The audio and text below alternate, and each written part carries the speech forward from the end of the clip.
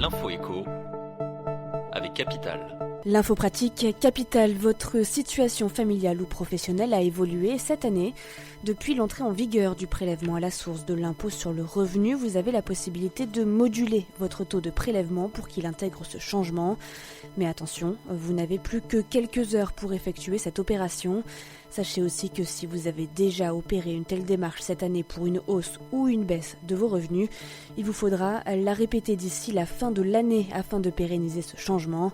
Cela permettra au fisc de prendre ce taux en compte dès janvier 2020, une démarche détaillée sur capital.fr. Le coup de gueule est poussé par les opposants à la réforme des retraites et sera-t-il entendu par le gouvernement ? Si l'exécutif maintient qu'il faut créer un régime universel de retraite, il pourrait concéder quelques assouplissements sur son projet. Le gouvernement pourrait revenir sur sa décision concernant la première génération impactée par la réforme. Prévue pour la génération 63, cette borne d'âge pourrait être repoussée. Sur ce point, le Premier ministre Édouard Philippe assurait le 27 novembre dernier être prêt à en discuter. Un premier pas avant peut-être un aménagement du dispositif.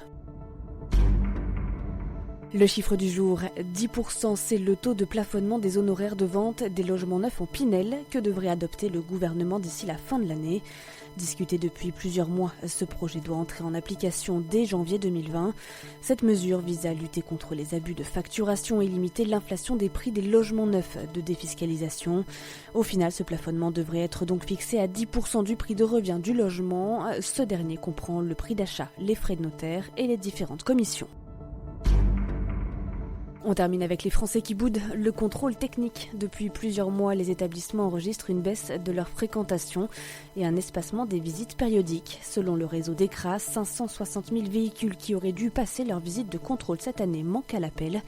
Un chiffre en forte augmentation puisque fin octobre, le nombre de retardataires n'était que de 430 000, du jamais vu selon les spécialistes qui réclament un fichier national des automobilistes devant se présenter prochainement dans leur centre. Toutes les infos sur capital.fr. C'était l'info écho avec Capital.